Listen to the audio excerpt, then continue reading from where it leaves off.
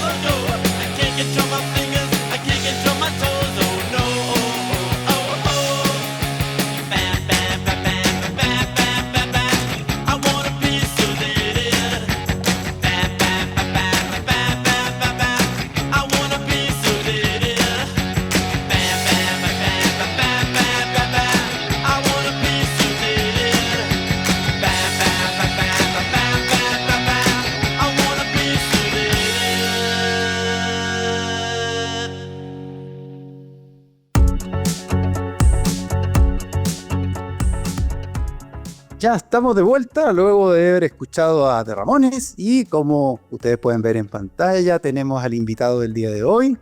Se trata de Luis Sarraz, director de desarrollo en AES Andes. Un gusto saludarte, Luis. Gracias por acompañarnos.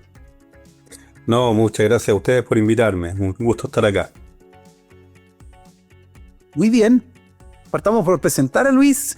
Él posee una extensa trayectoria de más de 25 años en los mercados energéticos internacionales, ha ocupado distintas posiciones, ha liderado el desarrollo estratégico de sectores como la electricidad, el gas, el transporte marítimo, la logística y también diversas materias primas. Desde el año 2019 ha liderado iniciativas de hidrógeno verde en Sudamérica y desde el año 2022 a nivel mundial desarrollando soluciones de bajas emisiones para descarbonizar sectores difíciles de abatir o reducir emisiones.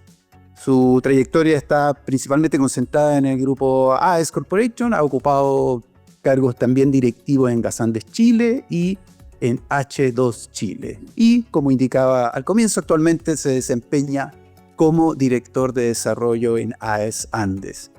Abramos la conversación, Daniela, con el invitado del día de hoy.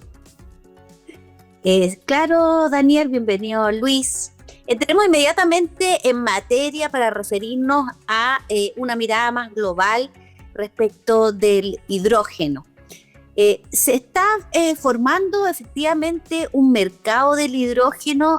¿Qué países están dando pasos en el sentido correcto? Y lo que muchos se preguntan, ¿esta es una industria real o es una promesa que en realidad no se va a cumplir o una idea que está envejeciendo mal? A ver, oye, primero que nada, me parece que este espacio es súper interesante para tener este tipo de discusiones. Me es muy grato ver que se abre este tipo de discusiones con un poco más de relajo y posibilidad de diálogo. Entonces déjenme contar un poco la historia de cómo parte este cuento, porque yo creo que eso va a dar una idea genérica de cómo va el tema. La verdad es que el hidrógeno, al menos en Chile, parte como una iniciativa que pretende descarbonizar la producción de energía, ¿verdad? Y se analiza como un combustible. Por allá por el año 2019 se empieza a mirar.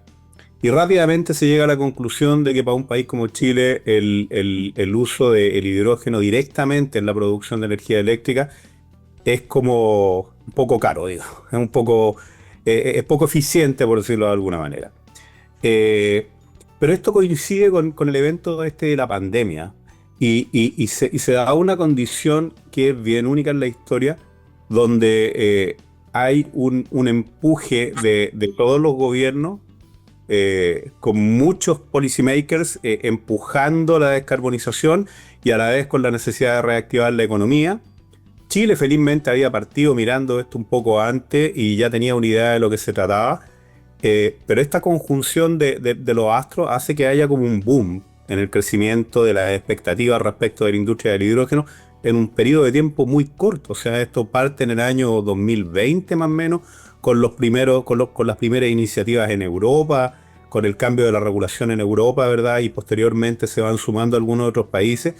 Y como toda industria nueva, genera una expectativa muy alta al inicio. Y se empieza a subir un montón de gente, esto crece exponencialmente, y mucha gente sin saber en profundidad cómo esto debería operar, digamos, y cómo se podría utilizar. El hidrógeno, para que todos lo tengamos claro, es un complemento a las energías renovables no convencionales, ¿verdad? Es una manera de descarbonizar el mundo, es un combustible, un vector energético, sirve para producir energía, pero también sirve para descarbonizar industrias que son difíciles de abatir CO2, como por ejemplo la producción de acero, o el cemento, o el transporte marítimo. En movilidad puede ser muy útil, ¿verdad? Los fertilizantes, la mayor parte de las cosas que comemos. De hecho, hay una tendencia hoy día que dice que lo más probable es que las primeras industrias que empiezan a utilizar el hidrógeno con fuerza sean todas aquellas que van al consumidor final, donde el aumento o la descarbonización se puede hacer masivamente, pero muy atomizada.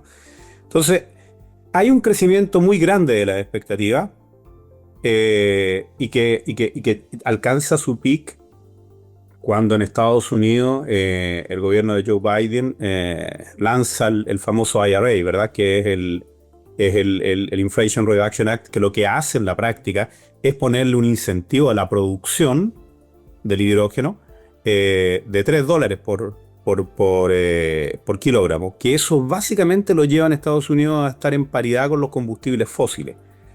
Y esto genera todo un empuje a nivel global. Europa ya venía creciendo, en el Asia se empiezan a desarrollar los proyectos, la industria se vuelve, la industria de la tecnología asociada se vuelve muy ávida en meterse en este negocio. Y esto va más o menos así hasta cuando llega Trump, digamos. Y cuando llega Trump, sacamos este incentivo y como que la industria se empieza a desinflar un poco más rápido, en el sentido de que se dan cuenta de que sin ese incentivo, al menos en Estados Unidos no funciona, que es el gran motor, pero ninguna de las otras economías deja de empujarlo. Han habido un poco de, digamos, dificultades con la disponibilidad del pago en los consumidores finales, porque básicamente todo el incentivo que ha puesto la Unión Europea, Japón, Corea, todo el mundo ha estado en la producción. No ha estado puesto el incentivo en la demanda. Entonces la demanda sigue un poco sentada mirando en cuándo esto va a llegar más o menos a la paridad y se empieza a desinflar el mercado. Entonces hoy día estamos en esa curva de bajada donde, como cualquier industria, todo el mundo dice, esta cuestión no funcionó, se va a ir al diablo, que sigue bajando, ¿verdad? Pero lo que empieza a ocurrir es que se empiezan a decantar las iniciativas que son más realistas, las iniciativas que son, por ejemplo, el proyecto NEOM en Arabia Saudita lleva un 80% de construcción. El año pasado se asignó un proyecto grande en Egipto para suministro a Europa. El año pasado también hubo una licitación de energía en Corea en base a amoníaco. Entonces se empiezan a decantar los proyectos y yo creo que todavía nos falta un poco en la curva de bajada, pero hay algo que es súper claro.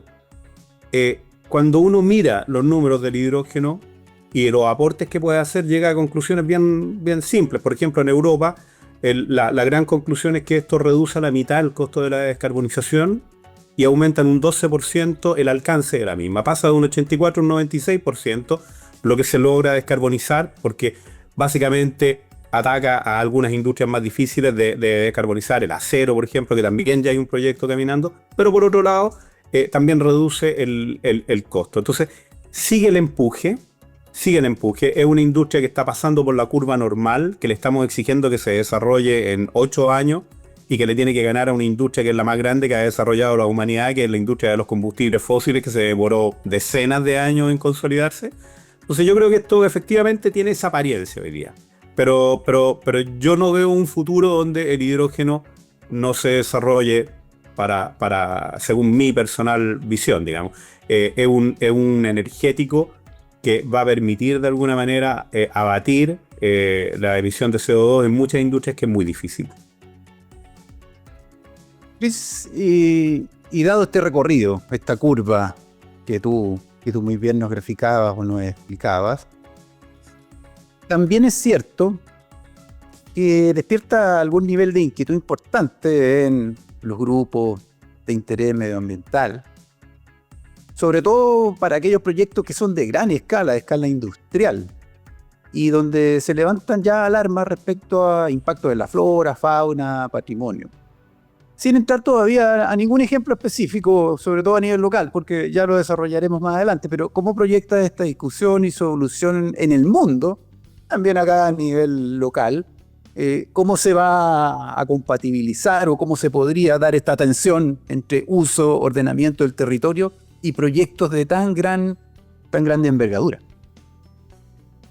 Mira, como ustedes saben, esto se está desarrollando en diversas regiones del mundo, ¿verdad?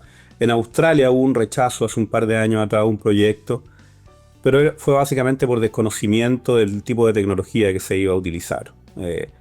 Pero si uno empieza a analizar lo que ha estado pasando en términos generales, yo diría los proyectos de gran escala, por ejemplo Perú recién aprobó uno, nosotros también aprobamos un proyecto en Brasil, son proyectos que en términos generales, a ver, partamos por ser bien transparentes, no hay ningún proyecto que no tenga impacto, lo que pasa es que uno tiene que decidir qué tipo de impacto es el que quiere. O sea, el hidrógeno lo que hace es que combate el cambio climático, algo que es esencial hoy día, digamos. ¿Podemos hacer eso con cero impacto? Obviamente no. Yo creo que en términos generales genera preocupación, pero también lo que está ocurriendo a nivel global y que va a ocurrir en todas partes, yo creo, es que las sociedades van a tener que elegir y van a entender, y esto pasa un poco por educación, por entender esta industria, entre qué tipo de impacto es el que queremos. ¿Queremos el impacto del cambio climático o queremos combatir el cambio climático de alguna manera? Y por otro lado, eso requiere de mucha educación a las comunidades, empoderamiento de las comunidades. Cuando digo comunidades me refiero a en todas partes del mundo. Yo sé que aquí se usa harto el territorio y las comunidades en Chile, pero eso también se usa en otras partes. No sé, en Colombia, por ejemplo, en la zona de La Guajira, las comunidades guayú, que son cientos. Es un tema complejo, hay que capacitar a la gente, hay que entender. Hay que de alguna manera también empoderarlos, que los intermediarios no sean los controladores, sino que sean los que equilibren la discusión, que no haya simetría en la discusión, que lo que las comunidades, que los que están interesados en el impacto que esto puede generar, lleguen a un nivel de conocimiento y capacidad de interacción con los desarrolladores que permita que el diálogo fluya y se lleguen a acuerdos que permitan desarrollar proyectos que, por cierto, tienen que ser robustos. Ese también es un tema, o sea, los desarrolladores de los proyectos tienen que dedicarse a hacer proyectos robustos. Aquí hay como tres grandes patas, o cuatro diría yo. Uno son las comunidades, que son las que podrían sufrir impacto locales, ¿verdad? A cambio de una reducción del impacto global. A esas comunidades hay que apoyarlas, hay que empoderarlas, hay que capacitarlas, hay que permitirles que de alguna manera entiendan el problema y que también participen del proceso. La segunda pata son los intermediarios, que muchas veces, si son mal entendidos, pueden transformarse en básicamente los escollos a de alguna manera salvar en el proceso. Pero si uno logra que ellos sean efectivamente los que equilibren la discusión, pueden ser facilitadores muy importantes. Me refiero en particular a la ONG, por ejemplo, que muchas veces se oponen sin haberse sentado a la mesa con el desarrollador a entender el tema, digamos. Y por lo tanto el desarrollador tiene que acercarse, que es la tercera pata. Ahí hay que acercarse, hay que sentarse con ellos, hay que tratar de explicarles el proyecto, cuál es el impacto, cómo se podría desarrollar, cuáles son los costos y los beneficios, y estar abiertos también a implementar las mejoras que provengan de lo que el desarrollador no ve, que muchas veces ocurre también. Y la cuarta patita es la regulación. La regulación es súper importante porque en proyectos de esta envergadura se requiere de alguna manera certeza jurídica, se requiere de alguna manera reglas claras, tiene que ser un facilitador, Y en ese sentido yo creo que hay falta camino, no solo en Chile, falta en todas partes, porque es una industria naciente. Y se puede caer, de hecho, en el otro extremo, que es la sobreregulación. Cuando hay mucha ansiedad en este tema, o hay desconfianza, si uno empieza a regular un mercado que todavía es desconocido, entonces uno puede caer en sobreregulación, que en lugar de ser una facilitación para el proceso, se transforma más bien en un escollo. Entonces yo diría que esos cuatro pilares están todavía como en juego. Y aquí lo que hay que hacer es básicamente, yo diría que lo que está en la base de esto, yo lo vengo diciendo hace tiempo, es la desconfianza. Aquí lo que tenemos que hacer es que tenemos que de alguna manera botar estas barreras de desconfianza, que en algunas partes hay más, en otras menos. Por ejemplo, en el sector privado en Chile hoy día yo creo que ha habido un avance en este tema en particular, hay apoyo transversal político. Eso ocurre harto en las economías anglosajonas, que también hay mucha, ¿cómo diría? Comparten el objetivo, el sector público y el privado, ¿verdad? Hay una especie de apoyo mutuo. Y hay algunas otras economías que son, por ejemplo, las del Medio Oriente, donde en realidad el tema está un poco más dado de la mano de uno y avanzan por esa línea. Entonces, yo creo que a largo plazo el tema es cómo uno logra romper esas desconfianzas para que estos cuatro pilares se desarrollen en armonía en las distintas realidades que hay. Y no me cabe duda que se va a lograr. No veo... Yo creo que finalmente las partes van a entender el beneficio que tiene esto respecto de los impactos que van a generar. Yo digo que siempre que soy patológicamente optimista, se lo escuché a alguien y me gustó el término, pero yo creo que efectivamente va a caminar en ese sentido. Oye, Luis, bueno, sabemos que que la idea, ¿no es cierto?, lo que cambió es la perspectiva del desarrollo del hidrógeno verde, y en países como nosotros que tenemos mucha disponibilidad de recursos renovables para la generación eléctrica, entonces uno lo ve eso como una condición habilitante, pero el precio de la electricidad, ¿no es cierto?, es un tema crítico. ¿Cómo tú ves, ¿no es cierto?, que se está dando esta relación, ¿no es cierto?, despliegue de la industria del hidrógeno verde, pero los precios los precios de la electricidad a los que pueden acceder? ¿Lo ves esto como algo que va a poder permitir el desarrollo de la industria en el corto plazo? A ver, si uno quisiera competir, a ver, partamos por definirlo. El hidrógeno verde, en términos generales, para producirlo, en el costo nivelado del hidrógeno, aproximadamente el 60%, dependiendo del recurso, de la energía renovable o dependiendo de algunos factores relacionados con la tecnología que se va a usar, puede oscilar entre un 50 y un 70% como la componente del costo nivelado. Por lo tanto, es tremendamente importante. Tremendamente importante. El costo de la energía en sí ha ido a la baja en los últimos años, en particular en la energía renovable no convencional. Cuando digo en los últimos años me refiero a una década, digamos, no me refiero, no consideremos perturbaciones del último tiempo, pero en términos generales ha habido una baja importante que ha venido de la mano de la tecnología. Y si uno revisa los análisis teóricos que hay respecto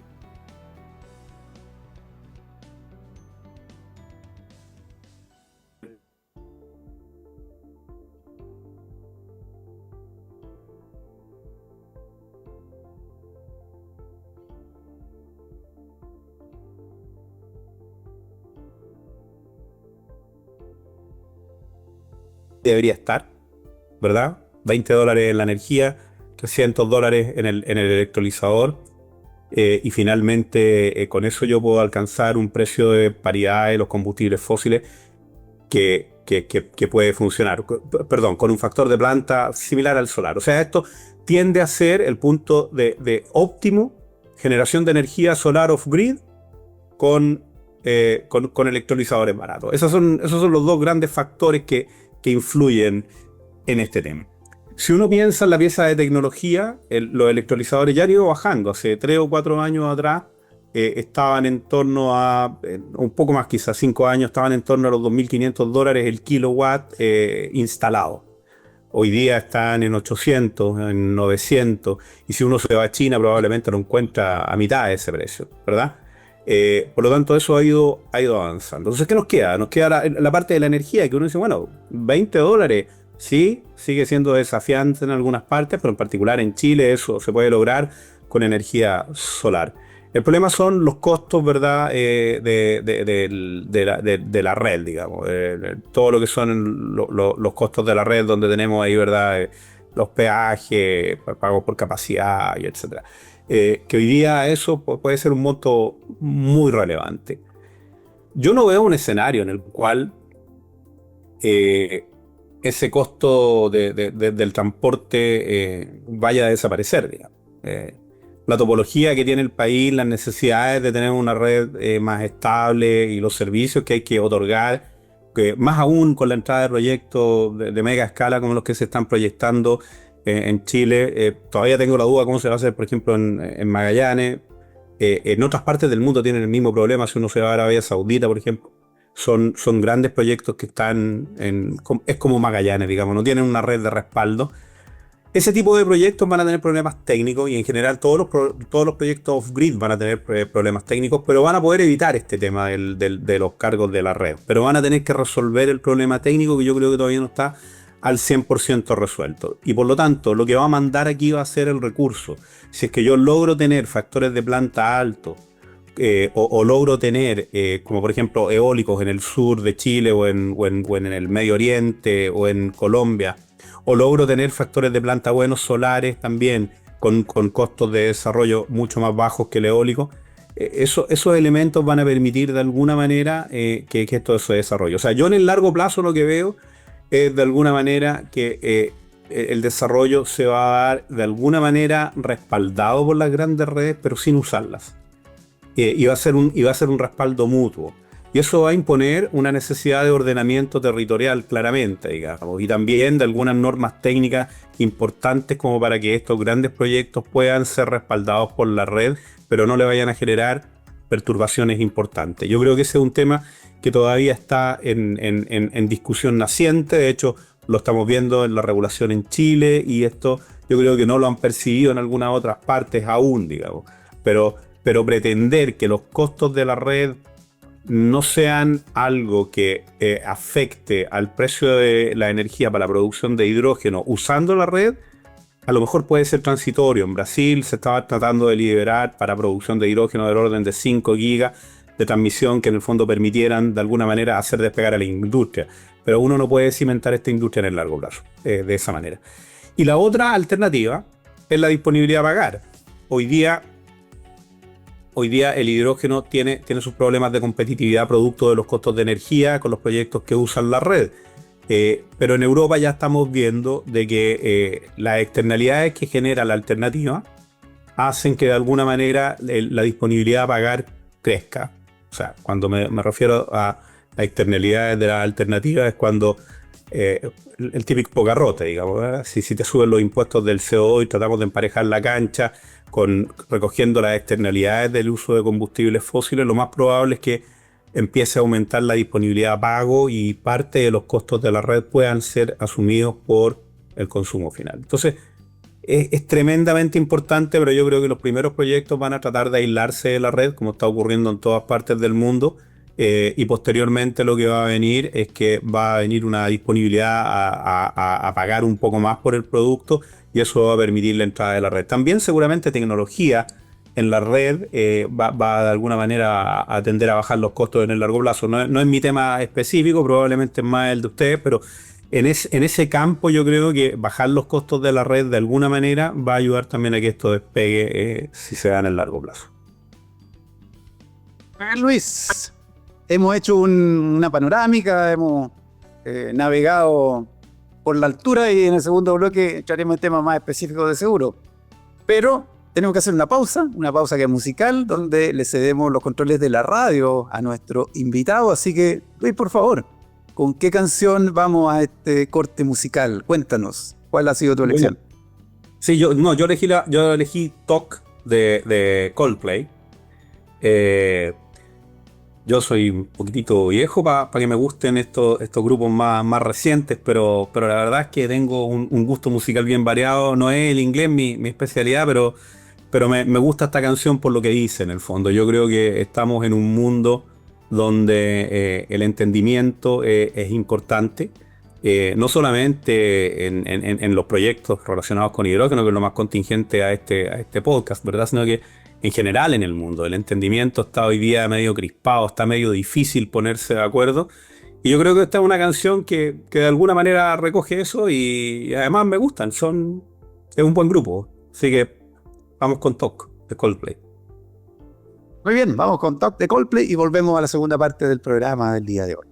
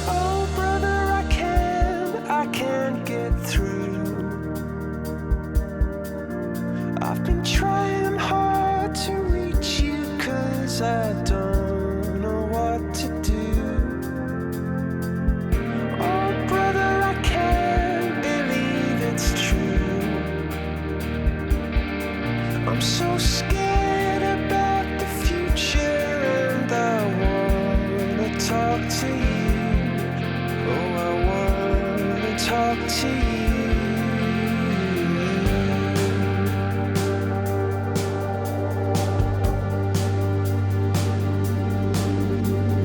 take a picture of something you see.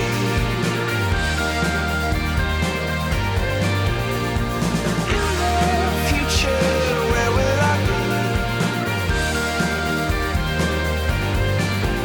You could climb a ladder up to the sun, or write a song nobody had sung, or do something that's never been done.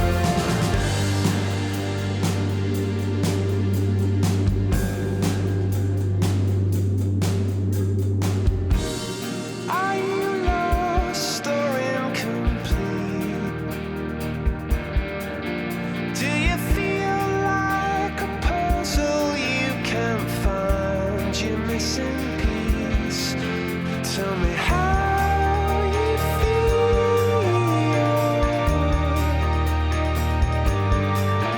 Well, I feel like they're talking in a language I don't speak, and they're talking it to me.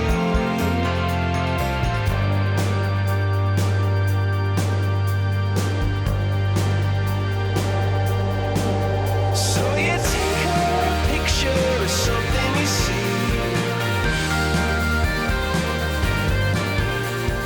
In the future, where will I be? You could climb a ladder up to the sun, or write a song nobody had sung, or do something that's never been done. Do something that's never been done.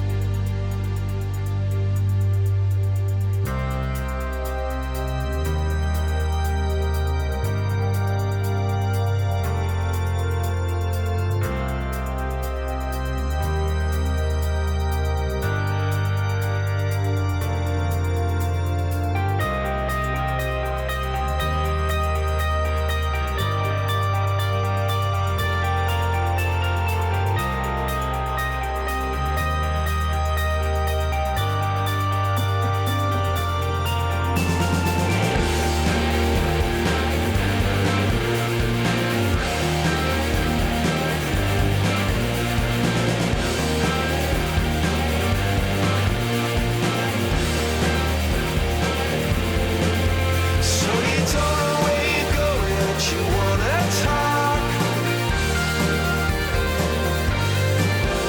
and you feel like you're going where you've been before. You tell anyone to listen, but you feel ignored, and nothing's really making any sense at all. Let's talk. Let's talk, let's talk, let's talk.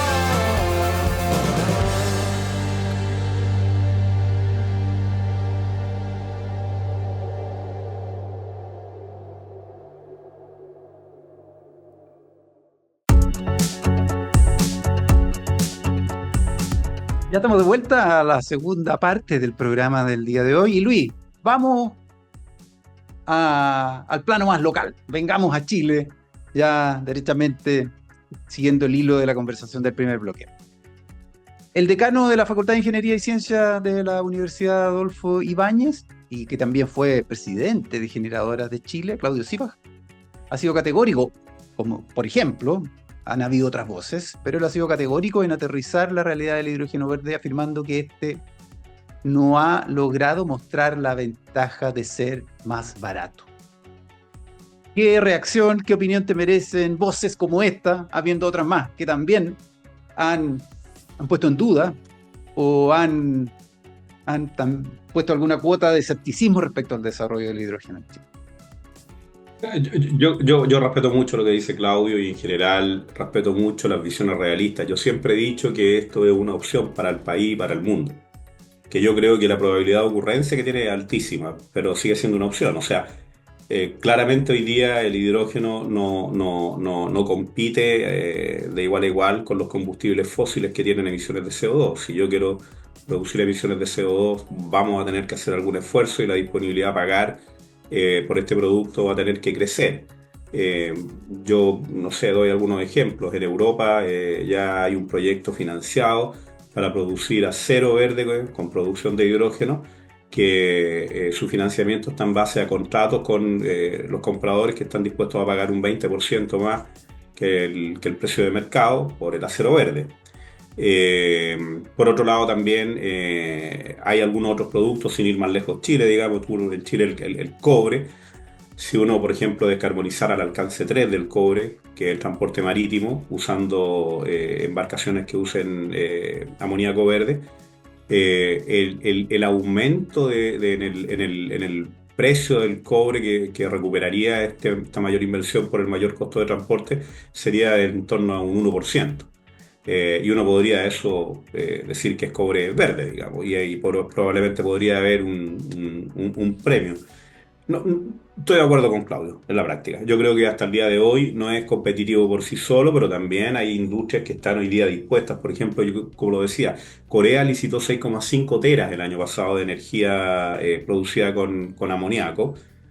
Le puso un techo que no es oficialmente conocido al precio, que era un valor oculto, un precio oculto, creo que fue algo así como $320 el megawatt hora para la producción de la energía con amoníaco, de tal manera que se mezclara en un 20% con carbón, en el caso de Corea. Corea no tiene la posibilidad de apagar todas las plantas de un viaje, tienen que cambiar el combustible. En vez de reemplazarlo por energía renovable, no hay espacio. Entonces le pusieron ahí una disponibilidad de pago bastante grande. Lamentablemente el precio que pusieron parece que no dio para adjudicar el volumen total, y este año están con una segunda licitación que creo que es aproximadamente de 3,5 teras, y van a seguir licitando en contratos a 15 años de aquí hasta fin de año. Y lo mismo está haciendo Europa a través de H2 Global, y lo mismo está haciendo Japón.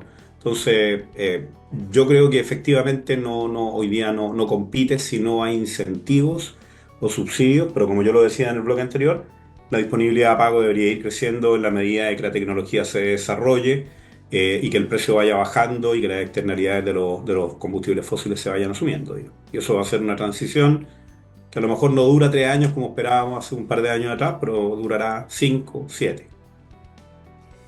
Luis, y aterricemos más aún a un proyecto específico que, bueno, ha estado, ¿no es cierto?, en la prensa, la opinión pública ya tiene más noticias sobre él. Queremos primero abordar, que nos cuentes de qué se trata este proyecto INA, ¿ya? ¿Cuál es su potencial? ¿Qué oportunidades ustedes ven que abre el desarrollo de este proyecto?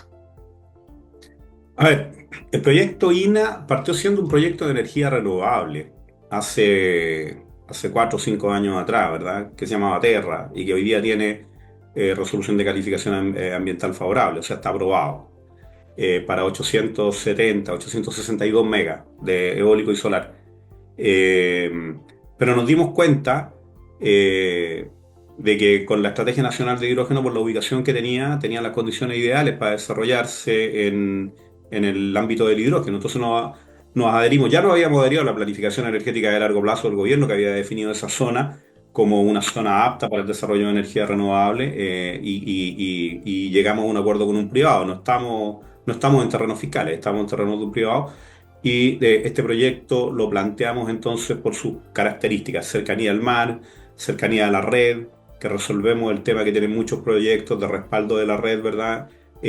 Todo en manos de un propietario que hoy día nos permite controlar un área bastante grande, y con un muy buen recurso solar, del orden de un 34% de factor de planta, y un recurso eólico también que es bien importante, no es lo mejor del mundo, pero es importante. Estamos hablando de un 30% de factor de planta aproximadamente, dependiendo de la zona. Además, en medio del desierto, alejado de todo el mundo, el hidrógeno, si bien es un producto que se puede manejar bastante bien, y el amoníaco también, la ubicación que tiene hace que da más garantías de seguridad. y desarrollamos 4 años de estudios muy robustos para entender flora, fauna, arqueología, impacto en medio marino, aspectos de seguridad, todo, digamos. Son 4 años de relacionamiento con comunidades, con las comunidades también científicas, pescadores, algueros. Entonces fue un trabajo hecho bien a conciencia durante 4 años que pretende producir del orden de 650.000 toneladas de amoníaco y 100.000 toneladas de hidrógeno, todo esto al año. ¿Cuáles son las ventajas que tiene esto para el país? Primero, el hidrógeno podría ser utilizado en la minería. Sabemos que la minería hoy día está más enfocada en la electrificación, pero podría ser utilizado perfectamente en la minería en el largo plazo cuando la minería tenga que ir a la descarbonización en base horaria. Hoy día el alcance 2 de la minería se está descarbonizando, pero no en base horaria, y el alcance 1 todavía no hay un proceso de descarbonización claro. Pero si esto evoluciona a descarbonización horaria en el largo plazo, lo más probable es que necesiten una combinación de electrificación directa y probablemente hidrógeno o algún otro combustible que les permita operar de manera eficiente. También está la exportación de amoníaco. La exportación de amoníaco permite diversificar la matriz de exportación del país. Y por otro lado, también uno podría suministrar amoníaco en el borde costero para que el alcance 2 de la minería, la exportación, se realice con barcos que utilicen amoníaco como combustible. De hecho, ya hay mineras en Chile que han encargado barcos de bajas emisiones que van a estar listos en el 27 o 28 probablemente y que son en base a amoníaco. Entonces, puede ayudar por varias partes a la economía del país. Por otro lado, yo creo que el hidrógeno, y eso lo ha estado haciendo bien la Corfo, por ejemplo, en tratar de impulsar el desarrollo de electrolizadores en Chile o de alguna manera complejizar la economía, integrarse industrialmente, de tal manera de que esto se transforme en un gatillo para que la economía evolucione y tengamos algo que también es bien anhelado en Chile, ¿verdad? Que es una mejor distribución de la riqueza por la vía de creación de empleos de calidad. Se estima que 100.000 empleos se podrían crear de aquí al 2030 por la industria del hidrógeno. Y de hecho, el desarrollo de todos los proyectos que hoy día ya suman en el sistema de evaluación de impacto ambiental inversiones proyectadas de, no sé, 40.000 millones de dólares. Detrás de eso hay varias decenas, si no centenas de millones de dólares en inversión ya en el país, solamente en el desarrollo de los estudios. Y bueno, este proyecto en particular está además apuntando a que las comunidades que están ahí en el entorno puedan tener empleos de calidad. Estamos apuntando a 600 empleos de calidad de manera permanente, ¿verdad? Y del orden de 5.000 en el PIC, en la construcción, 2.500 a 3.000 en promedio. Tiene un montón de beneficios y el proyecto está armado de una manera bastante sólida, diría yo. Luis, No ¿y sé. cómo entonces debemos entender o cómo debemos procesar lo ocurrido con estos 39 premios nacionales, donde hay académicos, investigadores que expresaron su preocupación por el avance del proyecto, apuntando a que traería nocivas consecuencias a la observación astronómica por su proximidad al Observatorio Europeo Austral en el Cerro Paranal? Sí, mira, ¿A la qué verdad, atribuyes tú este rechazo de esa comunidad? ¿Esto lo previeron? ¿Ustedes venían conversando con ellos con anterioridad? ¿Y cómo ves que siga el curso de esta tensión? no, fue una sorpresa total. Hemos hablado durante esto, mira, varias cosas pasaron durante estos años. Nosotros obtuvimos el permiso ambiental del proyecto Terra, que sería absorbido por el proyecto INA, con absoluto conocimiento de la comunidad astronómica. Aquí hay un gran actor que es el que ha estado liderando esto y que es en verdad la European Southern Observatory, para ser bien transparente. Ellos son los que han manifestado su preocupación.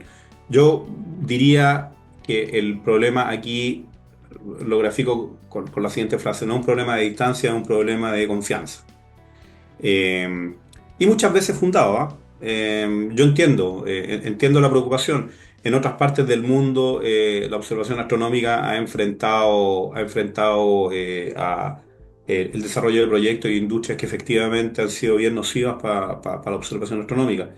Eh, entonces, es natural que haya desconfianza, porque además hay poco conocimiento. En general, la comunidad astronómica en Chile, en particular la ESO, no participa de los procesos de evaluación de impacto ambiental, no tienen la obligación.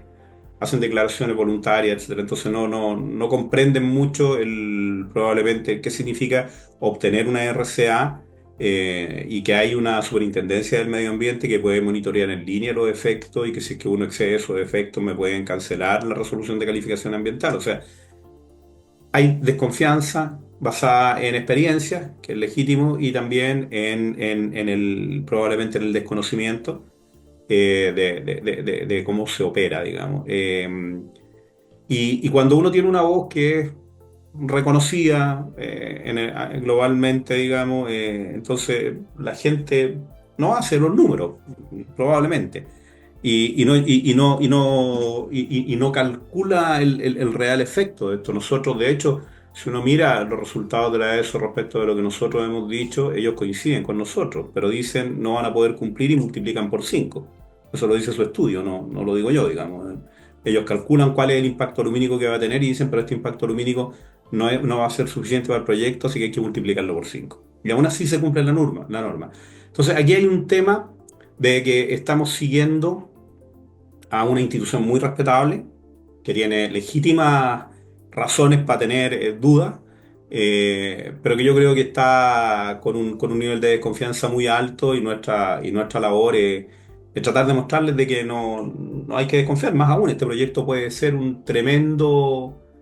este proyecto puede ser una tremenda oportunidad para que la norma lumínica más exigente del mundo, desarrollada por ellos mismos, en paralelo con el plan energético de largo plazo, en paralelo con la aprobación del proyecto Terra y en paralelo con el proceso del proyecto INA, donde lo fuimos a ver 6 o 7 oportunidades, y nunca nos manifestaron estar en contra. La primera vez que manifestaron abiertamente estar en contra fue en diciembre del año pasado, cuando realmente se dieron cuenta en la participación ciudadana anticipada que hicimos en Taltal, donde los invitamos nuevamente. Ahí se dieron cuenta de que había un polo de desarrollo de energías renovables en la zona, y que nuestro proyecto además era real. Y claro, ahí surgió la preocupación, y es una preocupación, como digo, fuerte. Entonces han armado esto.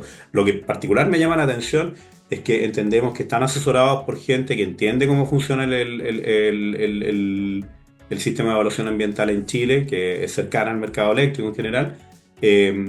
Y sin embargo proponen mover el proyecto, y todos sabemos que en Chile la figura de mover un proyecto no existe, ¿verdad? Eso es una manera velada de pedir que el proyecto se cancele. Pero nada, nosotros estamos trabajando de una manera más abierta, y siempre dispuestos a dialogar con ellos para tratar de explicar el tema. El proyecto pasó el riesgo de terminación anticipada en febrero, y hoy día estamos preparando la respuesta del primer IXARA.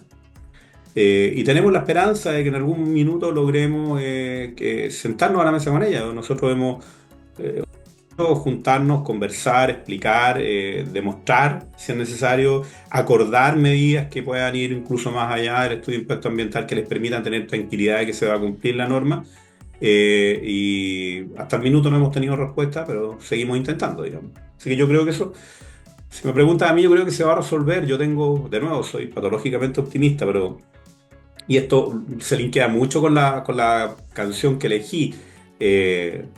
Hay que hablar, si esto hay que hablar, y también se linkea con lo que yo decía anteriormente.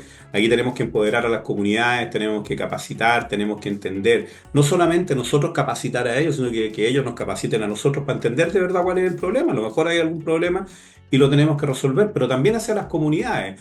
Chile tiene la norma lumínica más exigente del mundo. 4 millones de hectáreas solamente en la segunda región. 29 comunas bajo esto. 127.000 hectáreas asignadas para la protección astronómica en el norte de Chile a la European Southern Observatory. Eso compara con Las Palmas, que tiene 200 hectáreas y una norma lumínica que cubre 60.000 hectáreas, versus 4 millones solamente en la segunda región. Entonces, eso también afecta, por ejemplo, a los municipios que van a tener que de alguna manera reemplazar toda la luminaria, y que van a tener eventualmente, o podrían tener, si es que no lo hacen bien, problemas de seguridad. Entonces, lo más probable es que, y lo más lógico sería que los proyectos, en conjunto con la comunidad astronómica a nivel nacional, podamos acercarnos también a la municipalidad y darles una mano en que hagan una buena implementación de la norma lumínica, de manera de demostrar que esto puede coexistir. Estamos seguros. Si uno se fija, las industrias que hoy día afectan a los observatorios que están en operación, la verdad es que los impactos vienen de desarrollos, proyectos y ciudades que están muchísimo más lejos que nuestro proyecto, pero muchísimo más lejos. Y que si se impone este criterio de querer que estas 127.000 hectáreas, que es como el área de Roma, se le expanda a 50 kilómetros a la redonda, que es como el área de Portugal completa, no va a resolver el problema. Porque fuera de esa área hay industrias que, si no aplican bien la norma lumínica, van a seguir impactando a la observación astronómica. Y por eso que nosotros creemos que este proyecto es una oportunidad para implementar bien esta nueva norma lumínica, la más exigente del mundo, desarrollada por los mismos astrónomos y los observatorios en Chile, y que eso de alguna manera haga que el impacto lumínico se reduzca. Oye, Luis, hablamos recién de el precio de la energía, ¿no es cierto? Y en general de suministro como clave en el desarrollo de esta industria. Pero ¿qué otros elementos regulatorios, especialmente en el sector que estamos nosotros discutiendo, el sector eléctrico, son claves para que esta industria pueda desarrollarse y los proyectos, ¿no es cierto?, que estamos conociendo puedan desarrollarse?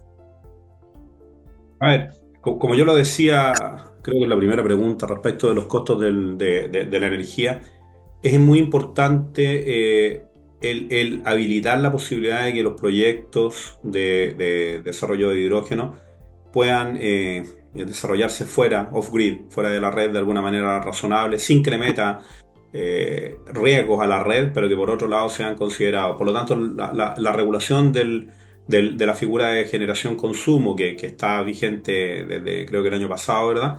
Es tremendamente importante. Esa regulación, ese reglamento tiene que poder de alguna manera entender cómo opera el mercado del hidrógeno, tanto en la definición de las normas técnicas que se le van a elegir, que se le van a poner, como en la metodología de despacho que el coordinador le vaya a aplicar, ¿verdad?